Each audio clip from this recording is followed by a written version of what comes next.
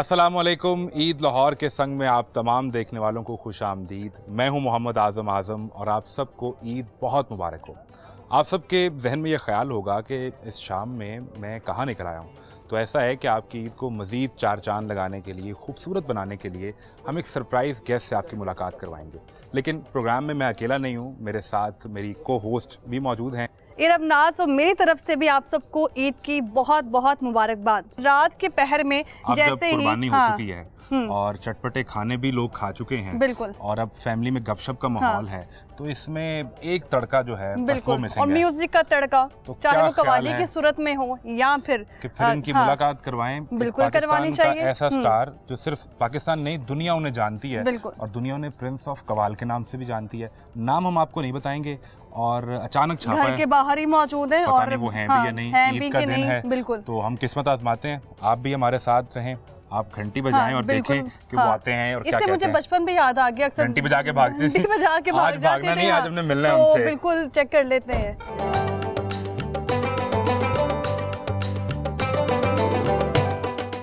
ये हैं आज के मेहमान। अस्सलाम वालेकुम, क्या हाल है आपका? ईद मुबारक आपको। आसिफ अली संतू खान साहब, ईद मुबारक। खैर मुबारक आपको, बहुत ईद मुबारक। बहुत शुक्रिया। बेटा मेरा शाहजलाल संतू। हमने अचानक वैसे छापा मारा है, लेकिन हमारी खुशकिस्मती कि आप ईद के दिन घर पे मिल गए। Thank you. तो कुछ गुफ्तगू आपसे करें, आपकी ईद का अहवाल जान लें, क्या ख्याल है? Most welcome. तो चलते हैं फिर। Thank you.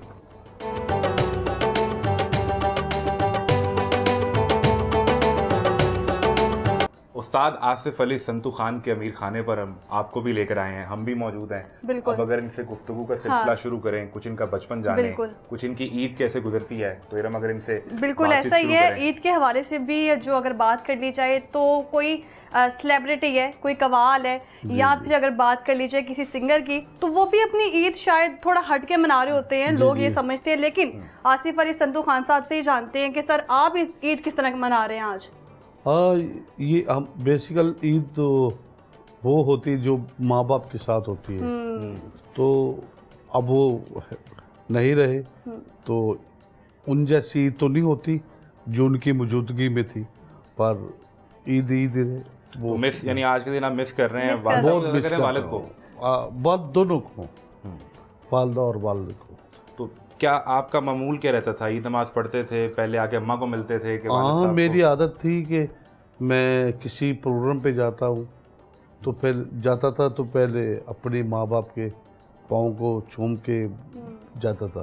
क्या बात है। जब ईद नमाज पढ़ने जाता था तो मैं अपनी माँ के कदमों में सर रख के जाता था, फिर आके ईद नमाज पढ़ के फिर दोबारा से आके। हाँ, मैं अपने ज़हन की बात है, अपनी सोच की बात है, हर इंसान अपने एंगल से सोचता है।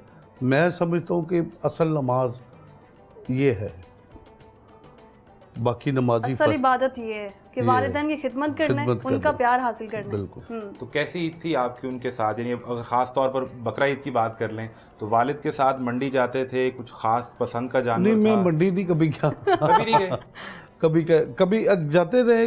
अब बस ज़्यादा वालिद साहब मेरे बड़े भाई, हम माशाल्लाह 9 भाई हैं, तो मैं सब छोटा हूँ, तो बड़े भाई उस वक्त शॉपिंग करके आते थे, बकरे लेके आना, यानी कि जानवर वगैरह वही खरीदते थे। तो वो पंजाब की मिसाल है ना, अबू कहने सा तो बड़े कहना आसान सी। हाँ, तो जब अबू को है तो वो मुश्किल हो गया, वो मुश्किल है। तो अभी आपके बच्चे नहीं जिद करते कि हमें लेके चलें साथ? अभी क्या मामूलत है, खुद सेलेक्ट करते हैं या आपकी टीम है जो आपके नहीं, मेरा बेटा बड़ा शौकीन है, शाहजलाल संतू। अच्छा। तो वो बड़ा शौकीन है मौसीकी का भी, और पढ़ाई में बहुत लायक है, तो अभी मिलाऊंगा आपसे जी। तो ऊपर से वो उसको जानवरों का बड़ा शौक है। वो मुझे रोज़ कहते हैं कि डैडी ईद आने वाली, मैं क्या अच्छा ले आते हैं, फिर लेके आए जी उनके लिए। या खुद गए थे फिर आप? हाँ, मैं जानवर के लिए। वैसे आपने कहा कि आप जाते नहीं है, लेकिन बेटे की मोहब्बत जो है वो ले गई। बिल्कुल बिल्कुल। तो क्या ज़्यादा पसंद करते हैं आप? बकरे की कुर्बानी ज़्यादा होती है, आप क्या गाय आती है कि ऊँट की कुर्बानी करते हैं? कुर्बानी है बेसिकल, मैंने पहले अर्ज किया है कि इंसान की अपनी सोच की बात है जी। कुर्बानी है अपने नफ्स की, असल कुर्बानी तो ये है। तो ये तो एक अल्लाह एक कानून और एक सुन्नत है जो हम पूरी करते हैं। असल जो कुर्बानी अपने नफ्स की है कि रिश्तों की पहचान होनी चाहिए, तो फिर कुर्बानी है। ये नहीं कि माँ बाप नाराज़ हैं, बहन भाई नाराज़ हैं तो आप कुर्बानियाँ कर रहे हैं। नहीं, मैं समझता हूँ पहले वो राज़ी हैं तो फिर कुर्बानी है। तो माँ बाप के रिश्ते की बात की, बहन भाई उनके रिश्ते की भी आप बात कर रहे हैं। अल्लाह का शुक्र है, राज़ी रखना है तो बड़ा फिर भी अल्लाह का करम है। मैं सबसे छोटा हूँ पर मेरे पास सीट बहुत बड़ी है जी। मैं जिस सीट पे बैठा हूँ वो मेरे वाले साहब की, मेरे दादा की, मेरे परदादा की, हमारे जो ख़ानदान की एक रवायत है, वो उस हिसाब से मैं उनसे छोटा हूँ सबसे।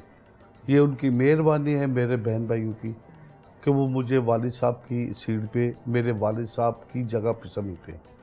कोई फैसला होता है, कोई घर में इस तरह के कोई मामलात होते थे, वो तो सब आप लीड कर रहे होते हैं, सब मेरे पास आते हैं।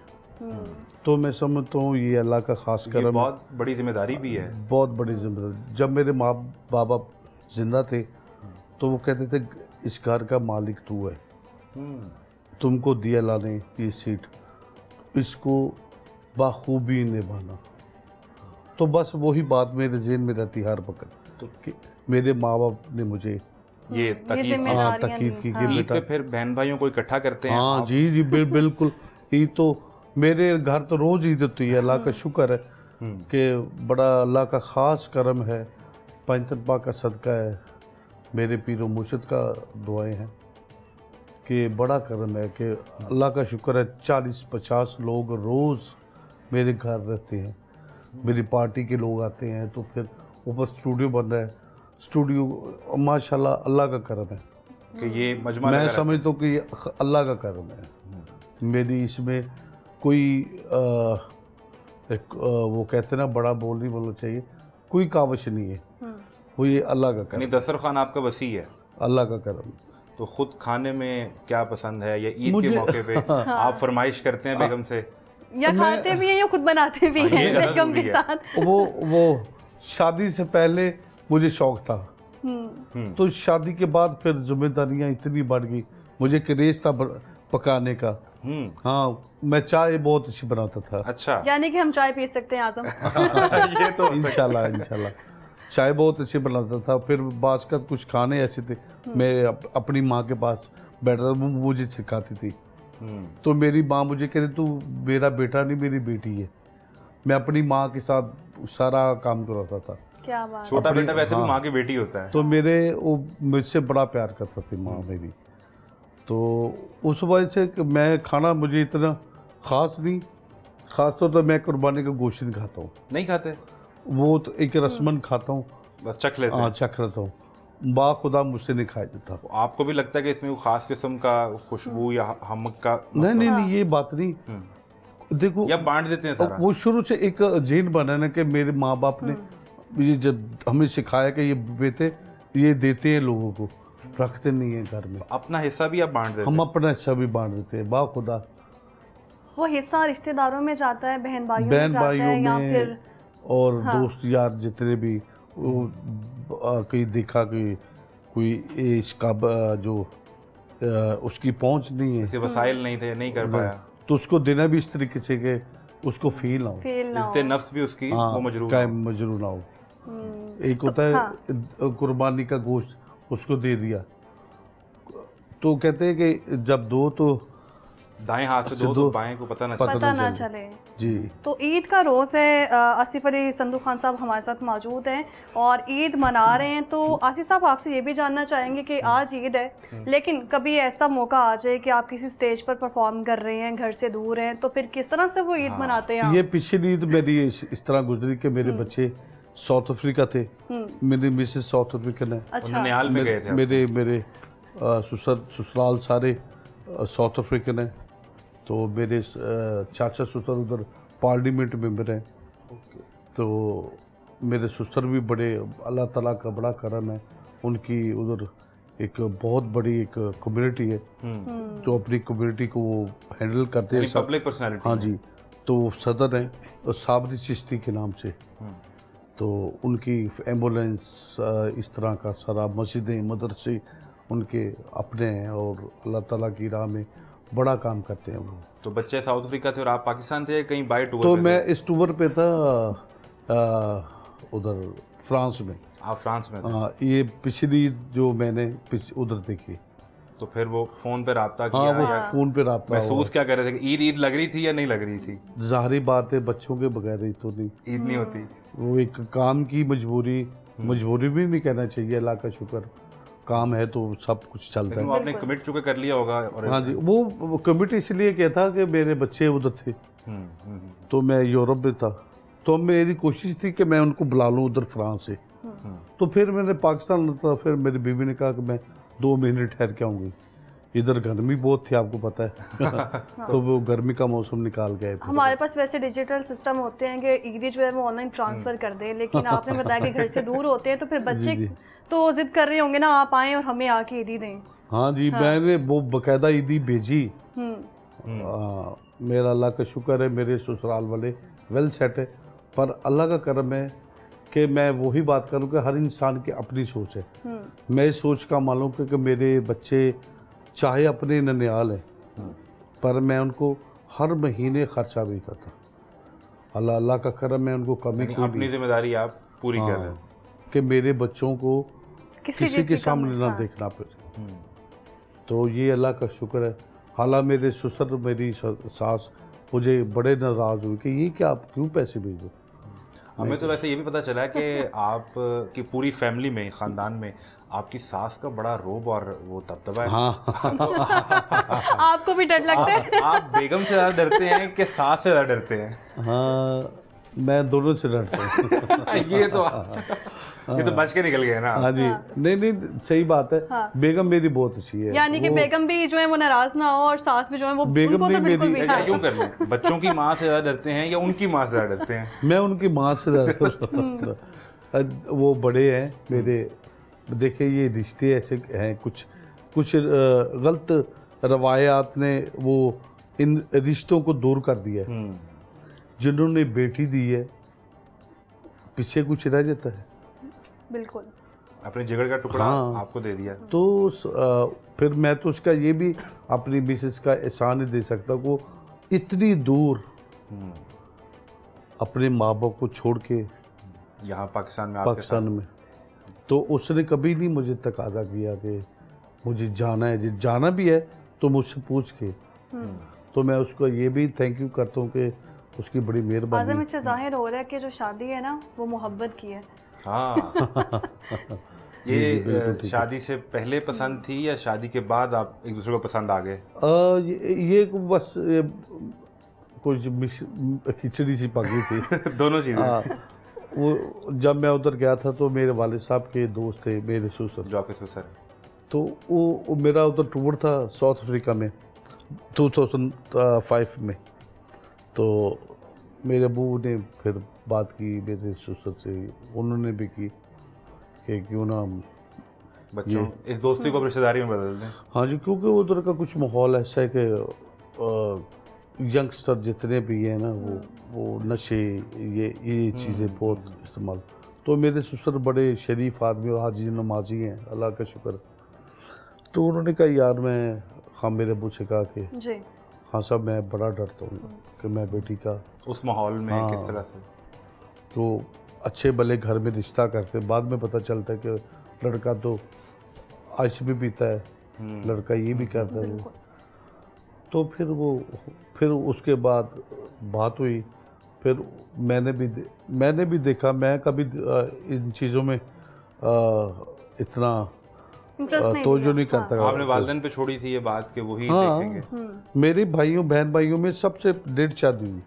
अच्छा। आपकी? हाँ जी, क्योंकि माँ बाप ने वो लेट अपने होते हुए उसकी वजह अपनी जिंदगी में अपनी ये जिम्मेदारी मुझे दी थी कि सारे घर का चलाने में तो अल्लाह की ज़ात है। अल्लाह ताला ने मुझे हिम्मत दी तो मैं ये सारा काम करता हूँ। अल्लाह ताला के कर्म के अलावा बंदा कुछ नहीं करता। तो वो अल्लाह ताला ही मदद करते, अल्लाह ताला ही वो सोच देते।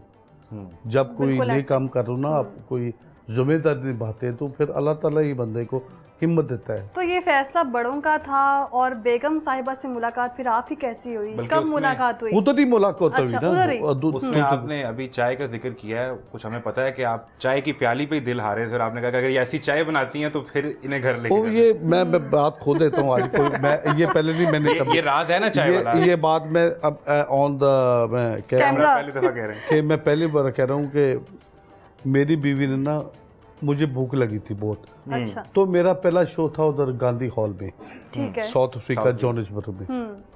तो पहला शो था, बड़ा बिग शो था, अल्लाह का शुक्र। शो से जब रात को फारिग हुए ना, तो मेरे बड़े भाई एक साउथ अफ्रीका में होते थे, इजाज, अच्छा। अल्लाह उनको जन्नत नसीब करे, वो भी कोरोना में उनकी डेथ हुई। तो वो भी 35 साल से उधर थे। तो मेरे ससुर से वो बहुत क्लोज थे, वो भी उधर रहते थे, वो भी उधर थे। तो उन्होंने कहा यार मेरे ससुर को, उस वक्त कोई नहीं ऐसी बात थी, वो बात चल रही थी।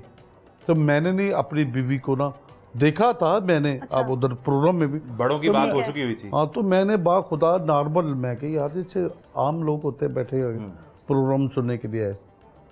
तो उन्होंने कहा कि मैंने कहा यार मुझे भूख लगी है। तो सच्ची बात है कि मैं घर भी आता हूँ अभी भी, तो घर रात को 2 बजे 3 बजे खाना खाता हूँ, कि मैं प्रोग्राम से पहले खाना नहीं खाता हूँ, कि मेरी शुरू से आदत है।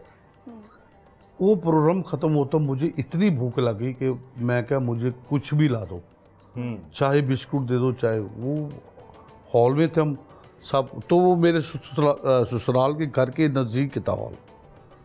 तो मेरे ससुर ने कहा यार इस वक्त तो रात के 2 बज गए, कहाँ से चलो घर चलते हैं। हाँ। तो मेरी वाइफ ने ना आलू कीमा बनाया, मटर कीमा।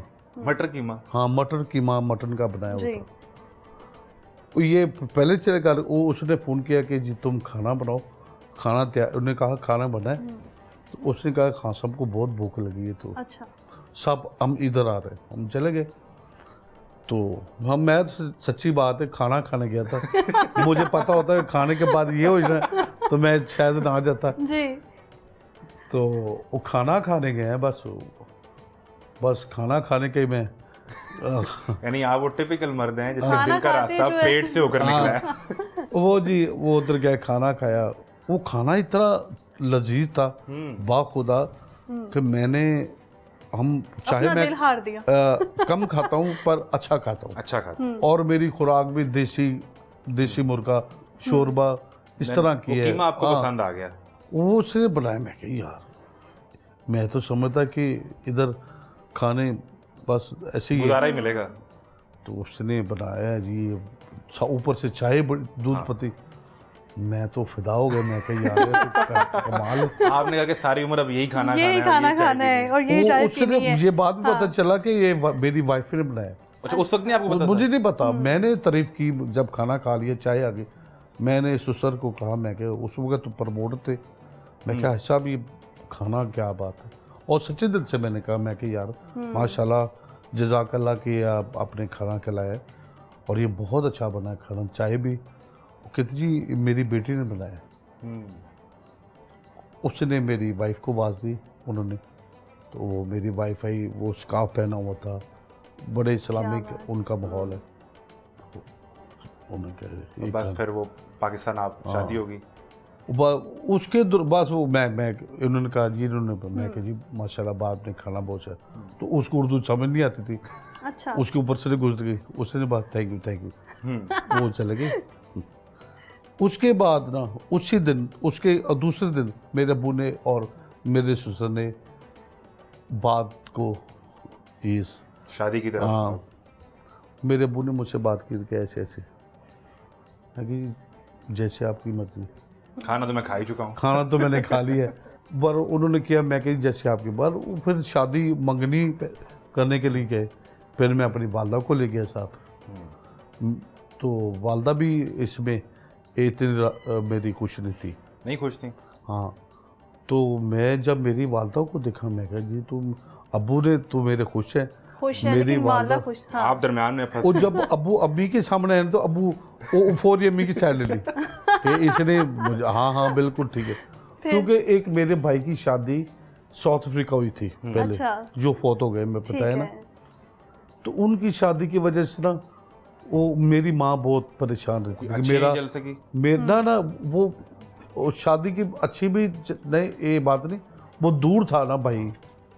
तो माँ के लिए तो सारे बेटे एक जैसे होते। तो मेरी माँ कहती थी पंजाबी में, हाँ। मेरा पुत्र परदेसी हो गया, उत्थे रहिंदा है। ते अम्मी रोते थे। मैं कह नहीं यार, वो जब अम्मी को आ गया, मेरे अबू ने बताया, मैंने कहा एक पुत्र थे मैं पहले दे बैठी होते। उनको ये था कहीं आप भी परदेसी ना हो जाएं। मैं जरा होर जिंदा पुत्र सा। मैं कहा माँ जी मैं तो नहीं रहिंदा उत्ते। उन्हें हाल बड़ी कोशिश हुई कि मैं उधर मेरी शिफ्ट हो जाए। हाँ। पर मैं अल्लाह का शुक्र है, अल्लाह का करम है, मेरे मुर्शद पाक की दुआएं के उनको इधर आए, मैं नहीं फिर गया। बेगम को तो यहाँ ले आया। तो हाँ। जो ज़बान का फर्क था मैं भी, मेरे भी जहन में यही था कि जब वो थैंक यू कह रही थी वो फिर जब मंगनी हुई उस दौरान फिर मेरी बात हाँ, तो फिर उनको उर्दू के साथ उसने फिर उधर वो दी, क्लासेस ली। हाँ क्लासेस दी उसने उर्दू की। वो मेरे ससुर के दोस्त थे, काफ़ी बुजुर्ग आदमी थे, कारी जैदी जी। तो वो पाकिस्तान थे, उनके मदरसे में उनसे उर्दू सीखी। फिर उन्होंने उनको घर बनाना, मेरी वाइफ को उन्होंने बताना कि उर्दू में इसका ये मैंने कि ये भी। और फिर मंगनी होने तक काफ़ी बेहतर हो गई। तो जो कवालियाँ और गज़लें वो सुनती हैं, उनको वो समझ आती थी? वो समझ आती थी। हाँ, वो समझ आ जाती। वो भी कम समझ आती थी। बेगम की तरफ से कमेंट मिला हो कि ये वाली कवाली आपने बहुत अच्छी पढ़ी है, ये वाली गज़ल आपने बहुत अच्छी गाई है। उनकी पसंदीदा कौन सी है? वो एक गज़ल थी, ना है दैर की ज़रूरत, ना हरम से वास्ता है, मैंने जिस सनम को पूजा वही मेरा। आगे बढ़ेंगे, लेकिन मेरा ख्याल हम पहले ये भी सुन लें ताकि बेगम साहिबा जो है ना वो आज कुछ भी हो जाए मज़ीद और याद ताज़ा हो जाए। दो बोल इसके अगर आप सुना दें। ना है दैर की ज़रूरत, ना है दैर की ज़रूरत, ना हरम से वास्ता, ना है दैर की ज़रूरत, ना हरम से वास्ता, मैंने जिस सनम को पूजा वही मेरा खुदा। क्या बात है। तो बेगम साहिबा को समझ आ गई थी। हाँ, वो उसको उतनी समझ नहीं थी, कहती ये मुझे कॉम्पोजिशन बहुत प्यारी लगती है। अच्छा। हाँ। तो नाज़रीन, आसिफ अली संतू खान हमारे साथ मौजूद हैं और ईद किस तरह से मना रहे हैं, ईद की खुशियाँ जो है वो बता रहे हैं कि बहन भाइयों के साथ भी मनाते हैं, गड़ी शाहू भी जाते हैं, मिलते हैं, प्रोफेशनल करियर के बारे में जानते हैं, इनके ख़ानदान में अब इस फ़न को आगे लेकर कौन चलेगा, ये सब और बहुत बातें करनी है, लेकिन एक शॉर्ट ब्रेक के बाद।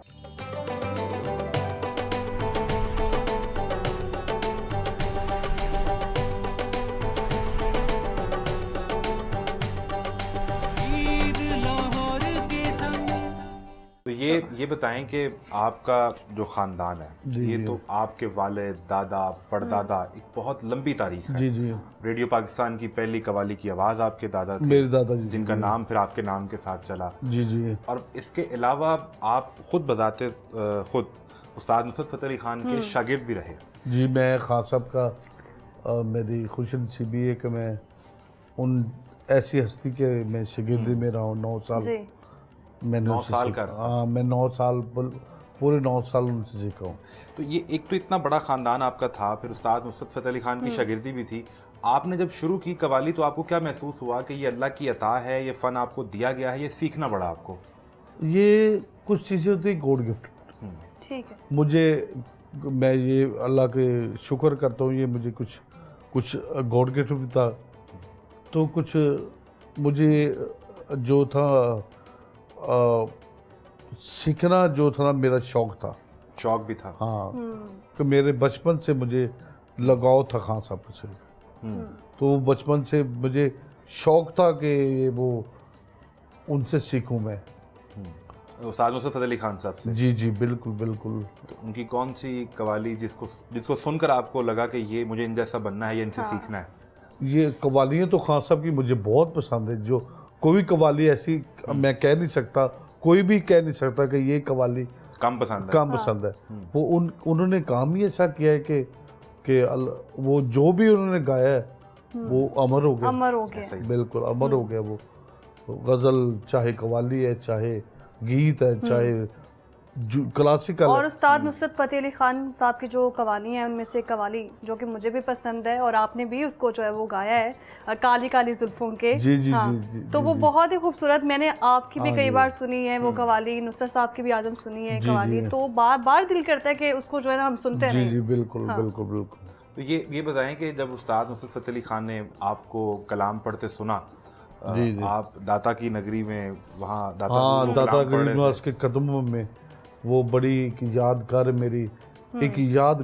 मेरी हाजिर थी कि मुझे बड़ी खुश नसीबी के एक तो दादा साहब गरीब नवाज का उर्स पाक था, जी। फिर उसके मौके पे खान साहब नुसरत फतेह अली खान तो मेरे उस्ताद भी थे और दादा साहब गरीब नवाज की भी उर्स का मौका था।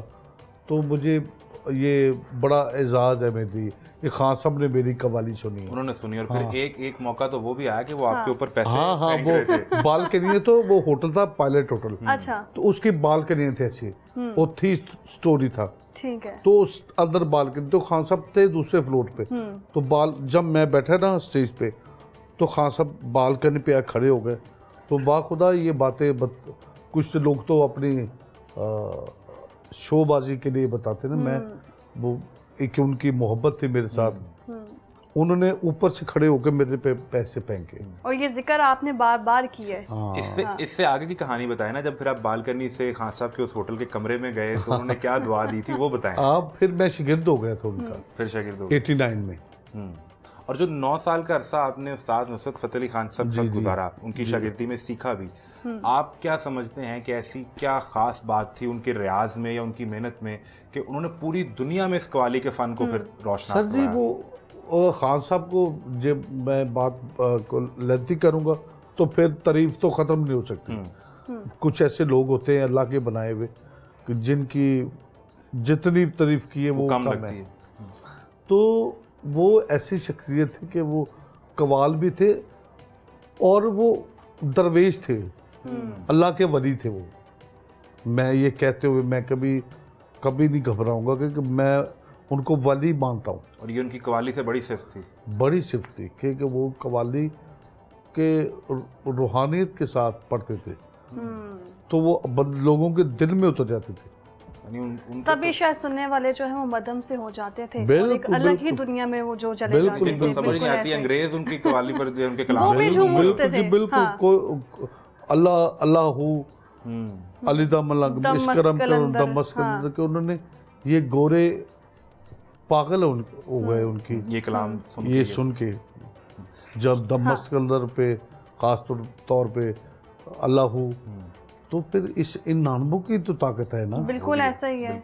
ये भी तो देखे ना कि वो सिर्फ गा नहीं रहे, वो गाने वाला कौन है, तो पढ़ने वाला भी। तो वो कितनी अकीदत से पढ़ रहा है, वो कितनी अकीदत से। तो शागिर्दी में डांट भी पड़ती थी। हाँ बेसिकल खान साहब डांटते भी थे, अल्लाह की कसम बाखुदा, अल्लाह उनको जन्नत नसीब करे, उन्होंने मुझसे बहुत प्यार किया। हाँ जी, तो मैं समझता हूँ। आपने क्या क्वेश्चन किया था? खान साहब से डांट पड़ती थी। खान साहब ने मुझे डांटा नहीं, कभी डांटा।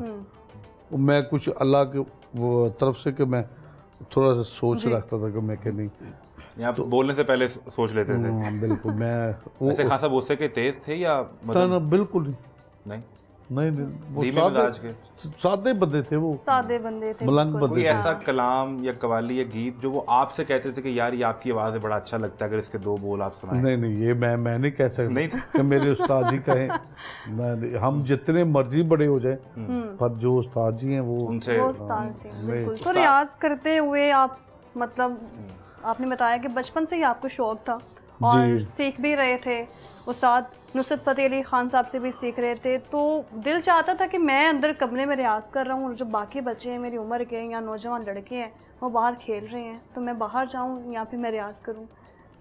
ऐसा भी कभी लम्हा आया होगा? नहीं जी, खेलने का तो बचपन ही होता है, चाहे बंदा बहुत बड़ा हो जाए, बचपन होता है। पर बचपन से मुझे शौक था इस चीज़ का कि जो मेरी रूहानी मेरा दिमाग था वो हर वक्त खान साहब के काम को, यानी घंटों अपने वाले साहब करते थे। हाँ जी।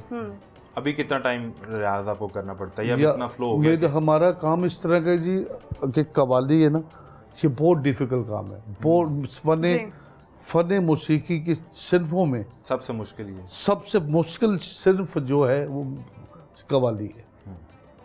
इसमें कलाम, तर्ज, फिर 10-15 बंदों को साथ लेके चलना, उन्होंने गाना साथ, तो बड़ा डिफिकल्ट काम है। हमारे पास आसिफ अली संतू खान मौजूद हैं और इनकी मौजूदगी में हमने बहुत चीज़ें सीखी भी, सुनी भी हैं इनसे, ईद के हवाले से, फैमिली के हवाले से, कुर्बानी के हवाले से। अभी मज़ीद कुछ बातें होनी हैं, लेकिन एक ब्रेक के बाद। हमारे साथ ही रहिए।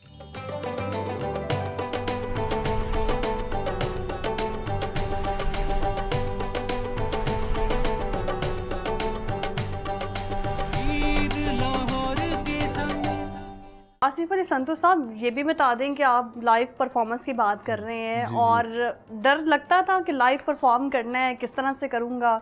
सारी रात सोचते थे, सुबह जो है वो जाना है परफॉर्मेंस के लिए। ये बड़ा दबाव होता था। मैं समझता हूँ कि ये अल्लाह ताला ही हिम्मत देते हैं, तो बंदा अदरवाइज लाइव नहीं पढ़ सकता। तो सबसे बड़ा क्राउड कहाँ था, पाकिस्तान में या बाहर? मैं पुर्तगाल में मेरे शो में 60,000 लोग, 60,000 लोग। हाँ, लोग लाइव पहली परफॉर्मेंस में। मेरी तो पहली परफॉर्मेंस तो जर्मनी में थी, 96 में। 96 में उनका शहर था म्यूनिख। उस वक्त वो क्या फीलिंग थी जब इतना बड़ा मजमा है और सब झूम रहे हैं? 60,000 दुनिया थी आगे।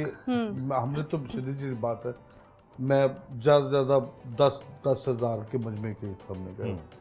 जो रूटीन रहती है आपकी, जब वो देखा कि 60 लोग ही लोग हैं, सारी सार नजर आ रहे।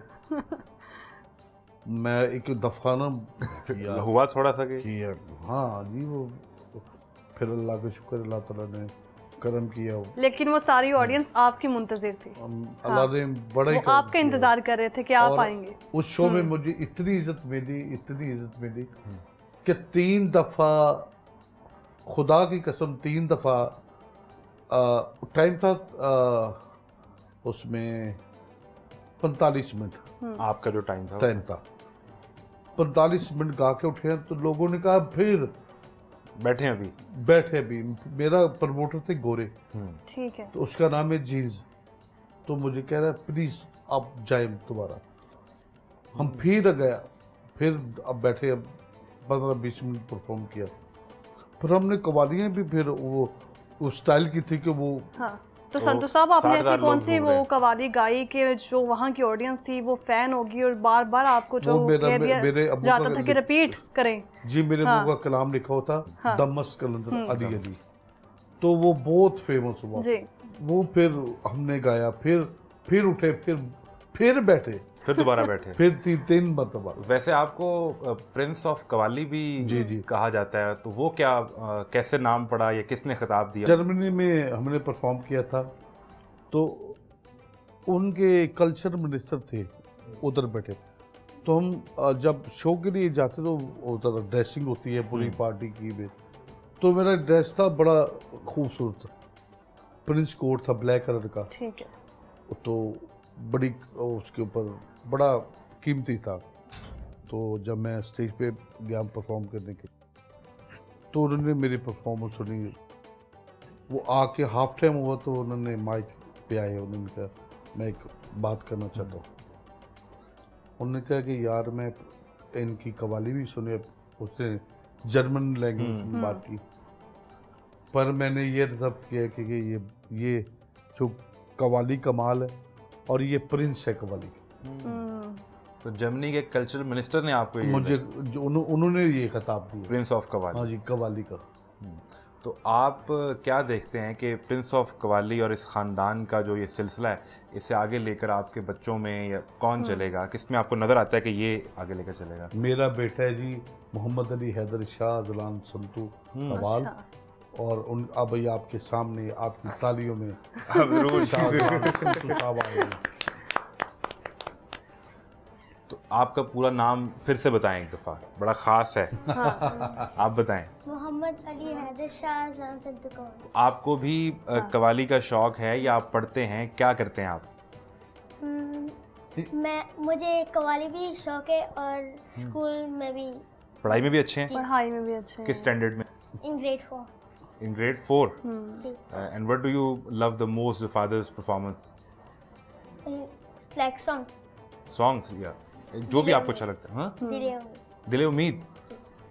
उनको भी दिले उम्मीद और बहुत सारे जो नाज़रीन हैं उनको भी यही गज़ल जो है वो हमेशा कहते हैं कि आसिफ अली संतू साहब का जो जिक्र हो और ये गज़ल सुने बिना जो है ना वो तो बिल्कुल रह जाएगा। हाँ। तो अदलान ये बताएं कि how many musical instruments you can play? I can play the tabla, baja, tabla, drum and piano. And piano. What do you like the most about your father? He's polite, he takes you for the shopping. And what do you like? He is really nice and he's very giving. Whatever we say, he gets it that second. Azlan, do you travel with your father when he's roaming around the world for the events? Gee, like last year I went with him to Dubai and South Africa. We went all together. And which country do you like the most? Best country, Dubai. Dubai. Azlan, which song or qawwali do you like the most? Most, हाँ. सांसों की So if अगर आप कुछ सुनाएं उसमें. सांसों के माला पे, सांसों के माला पे सिमरू में गाना, सांसों के माला पे सिमरू में गाना। अभी इसका एक्सेंट इंग्लिश है, वो इंग्लिश है। तो अपने मलके में जाऊं और पी के मन की सांसों की माला पे सिमरू में गाना। क्या बात है, क्या बात है। तो ये आपने बताया कि अज़लान भी आपके दोस्त हैं, लेकिन और जो आपके दोस्त हैं उनसे कब मिलते हैं आप, उनके लिए टाइम कैसे जो है मैनेज करते हैं? बेटे के साथ तो आपकी दोस्ती हमने देखी है, बाउंड देख ली है कि कितना जो है वो खूबसूरत है जी। जब दोस्ती तो मेरी बहुत है, मेरी अबाई जो घर है वो गणेशो है, तो गणेशो को मैं कभी भी नहीं भूल सकता। तो गणेशो मेरे दिल में, मेरी सांसों में बसता है। तो जाते हैं वहाँ दोस्तों को मिलने? कभी कभी, अब काम के ईद के रोज खास तौर पर वो बुलाते हैं। हाँ, बहन भाई भी उधर रहते हैं मेरे। अच्छा। पर इसको बड़ा शौक है अपने गणेश शो देखने का। अच्छा। पिछले दिनों में गया हुआ था मैं बच्चों को लेके, तो ये पसंद करते हैं। तो मैं ज्यादा, यानी कि इनको वो एरिया पसंद है। Azlan, do you like typical place और typical food also? Do you like Androon Lahore? हाँ। I've been there one time, yeah, but I like it. Okay. And what do you like the most? The Minar Pakistan और बादशाही? मीनार पाकिस्तान। ये बताएं कि आप के कोई ऐसे दोस्त जिन्होंने कभी आपसे कोई कर्ज लिया हो, हाँ, और फिर वो वापस ही नहीं किया और आपने फ़ोन किया तो पता चला वो ब्लॉक कर दिया उन्होंने? इस तरह के बड़े वाक़े हैं। पर मैं हमेशा दोषी को प्रेफर करता हूँ। अच्छा, इन चीज़ों को मैं नहीं मैटर रखती। और मुझे लगा आज़म आपने रैंडमली पूछा है कर्ज के हवाले से, तो वो लेकिन बता रहे हैं कि ऐसा हुआ है। वो उन लोगों की ज़रूरत है जी। तो जो मेरा ज़रूरत है मुझे बता नहीं, तो अब भी फिर आप दे देते हैं या अब हाथ रोक लिया? अब नहीं देते। वैसे तो हमें पता चला है कि आप शादी के एक हालिया इवेंट पे गए, बड़ी मशहूर शादी पे, स्टेज मनी 20 करोड़ रुपया थी। 2 करोड़ रुपये 2 करोड़ भी हुआ में, वैसे तो बहुत हुए जैसे आपने कहा, कि लोगों ने पैसे इतने लूटे, इतने चोरी किए, चोरी कर ली। हाँ जी, कि वो हमारे पास 30-35 लाख रुपए है, बाकी लोग उस 2 करोड़ में से। हाँ, पैसे थे 2 करोड़ से ज्यादा हुए थे। तो जो आप 30-35 वैसे किसी जगह 1 करोड़ रुपए की स्टेज मनी भी आप। हाँ जी, काफी दफा। अभी आपने कहा है कि वक्त गुजरता है और गुजरता चला जा रहा है। 1996 से लेके 2025 लाइव परफॉर्मेंस की बात की आपने, अभी 2025 चल रहा है, कितना फ़र्क आ चुका है आसिफ अली संतू खान में? बहुत फर्क है, क्या तब्दीली आई? बड़ी तब्दीली है जी। 96 से 2025 तक मैं वैसे ही आसिफ अली संतू खान हूँ, आज भी बिल्कुल। दोस्तों के लिए, रिश्तेदारों के लिए। मुझे लगता है तबीयत में बहुत सादा आदमी है। मैं बिल्कुल सादा, मैं बहुत सादा आदमी हूँ। कभी ऐसा भी हुआ कोई दोस्त मिला हो, दूर का कोई क्लास फेलो मिल गया हो, या फिर अभी आप जहाँ रह रहे हैं वहाँ के लोग आपसे मिलना चाहें तो वो ये कहें कि सुना तो ये था लेकिन मिला कुछ ऑपोजिट ही है इसकी, आप वैसे नहीं है जैसा सुना था। टाइम नहीं देते। हाँ। ये है लोगों की तरह, सीधी सी बात है। ये मैं बल्कि ये आपने अच्छी मुझे सवाल किया है। ये भी लोगों को मैं बताना चाहता हूँ कि बड़े लोगों का तरह है कि मैं मिलता नहीं। देखिए भाई, मैं आपको मैसेज देता हूँ, मेरे फैन हैं, मेरे दोस्त हैं, मेरे मुझे प्यार करते हैं, आपकी मेहरबानी है। मुझ जैसे हकीर बंदे से आप इतनी इज्जत देते हैं, आपकी मेहरबानी। कुछ मेरे क्योंकि बच्चे भी हैं मेरे छोटे, उनको भी टाइम देना है, उनको भी टाइम देना है। तो फिर उसके बाद हमारा कवाली का काम है। बिल्कुल। तो कवाली का काम आपको पता है बड़ा डिफिकल्ट है। हाँ। लोगों अब 15-20 लोगों को साथ लेके चलना है। ये हाँ, ये पैगाम तो आपने दे दिया। सबसे जो जरूरी बात यह है कि हमारे काम में ना सोने का टाइम है ना खाने का। हाँ। कभी दिन का प्रोग्राम है, कभी रात का, कभी इस तरह ही हमारा, हम सफर में रहते हैं। बिल्कुल। तो ये अगर आपको ये गिला है तो मैं आपसे तो ये पैगाम तो आपने दे दिया है। हाँ, आपने किसी न किसी तरह कवर कर लिया अपने फैंस को भी। कभी बाहर दरवाजे पे कोई फैंस हैं तो हम हैं, बिल्कुल ऐसा ही है। ये गलत बात है कि लोग कहें फैन ना हो तो नहीं। ये लोगों की दुआएं हैं, प्यार है उनका, वो प्यार करते हैं। तो दरवाजे पर कभी कोई चाहने वाला आ गया है या कोई फैन आपका आ गया है जिसने कभी आपको किसी लाइव परफॉर्मेंस में सुना है, मिलते हैं आप फिर उससे, आपको बताया जाता है, इन्फॉर्म किया जाता है कि बाहर आपके चाहने वाले आ जाते हैं? बुढ़ा कहता जी 15-20 जन मैं क्यों वाह वाह वाह, कहते जी 15-20 जन है। मैं कह यार मेरा इंटरव्यू करना सी, मैं नहीं पता जी कब्जे वाले बंदे आ गए। आप सदारती अवार्ड याफ्ता भी हैं। जी। अमेरिका में आपने हॉलीवुड के लिए एक फिल्म का म्यूजिक भी दिया, एक एल्बम किया तो उसको ऑस्कर भी मिल गया। जी, ब्रूस स्प्रिंगस्टीन के साथ मैंने किया है दी राइजिंग, उसमें मेरा सॉन्ग है वर्ल्ड अपार्ट जी। वो ऑस्कर के लिए गया, अल्लाह का करम फिर उसी गाने को ऑस्कर मिल भी गया, उसमें आवाज भी मेरी है, मेरी और ब्रूस की। और अमेरिका में ही 12 यूनिवर्सिटीज में आपने कवाली सिखाई। 12 यूनिवर्सिटी में मैं लेक्चरर हूँ, प्रोफेसर ऑफ कवाली। हाँ जी। तो ये इतना बड़ा एजाज जो मिला, इसमें क्या खास बात समझते हैं? आपकी रियाजत है, बड़ों की दुआ है? ये दुआएं हैं, मेरे माँ बाप की दुआएं हैं, मेरे अल्लाह ताला करम है, मेरे पीर व मुर्शद की खास करम है उनका। तो वहाँ जो सीखने वाले स्टूडेंट्स हैं वो एशिया के हैं या अमेरिका के? पूरी दुनिया के, एशियन, वो मैक्सिकन, पूरी दुनिया से वो आकर वहाँ सीखते हैं। बिल्कुल।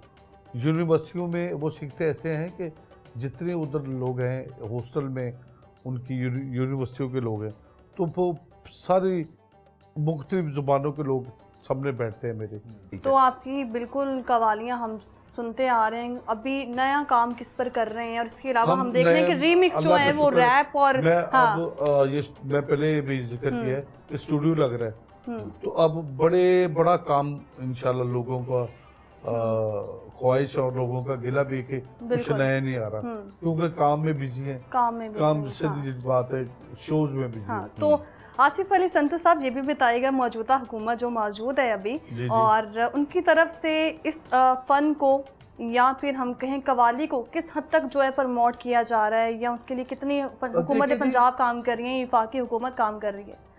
मैं समझता हूँ आपकी बात को, आपके जज्बात को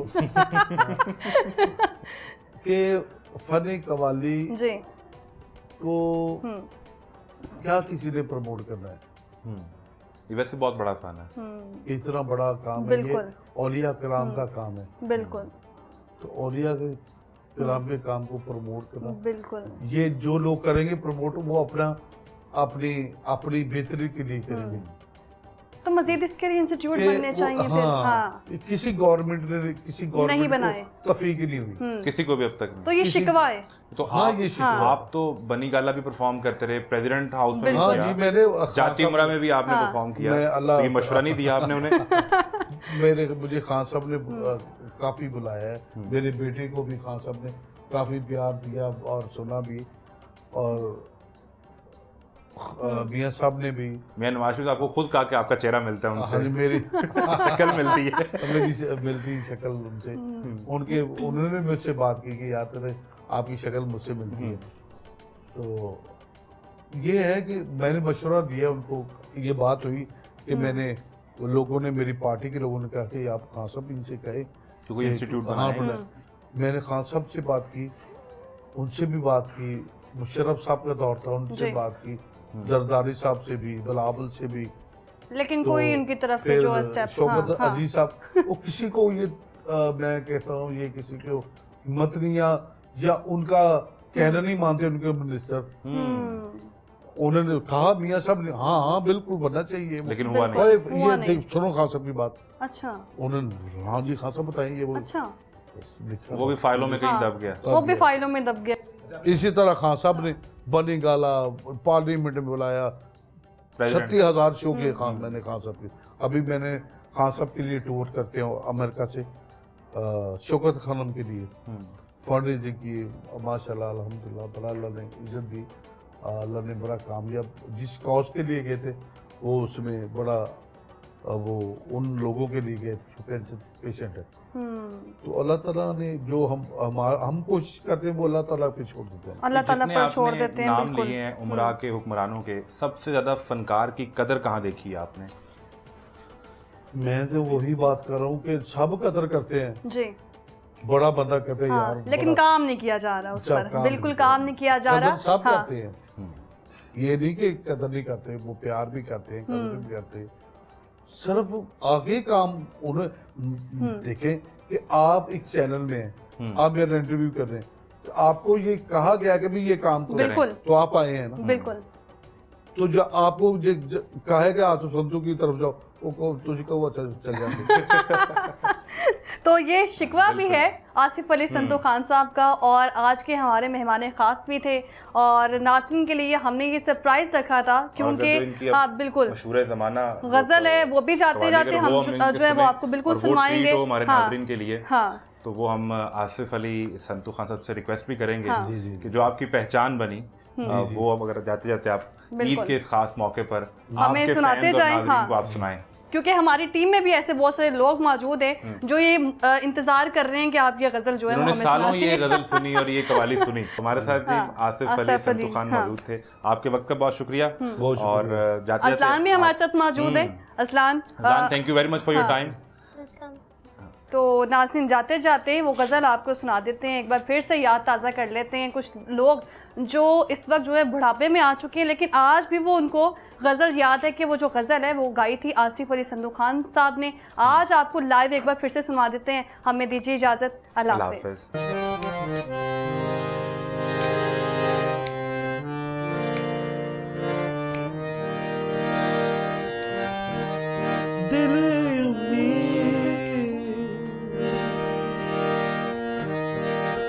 दिल उम्मीद तोड़ा है किसी ने, दिल उम्मीद तोड़ा है किसी ने, दिल उम्मीद तोड़ा है किसी ने, सारा दिल के छोड़ा है किसी ने। थैंक यू जी, बहुत शुक्रिया।